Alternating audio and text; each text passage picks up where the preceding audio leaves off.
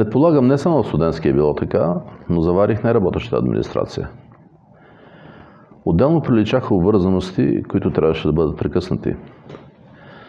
Част от хората напуснаха още с идването ми. Отделно имах неблагополучие с назначените от мен заместници.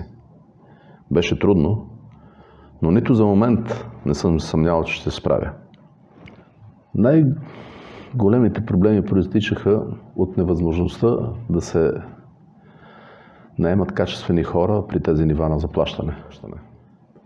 В момента, в район Студентски, работят хора заради мен и заради професионалните отношения, които сме изградили.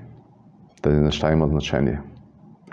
Този екип може тепърва да разгръща своя потенциал.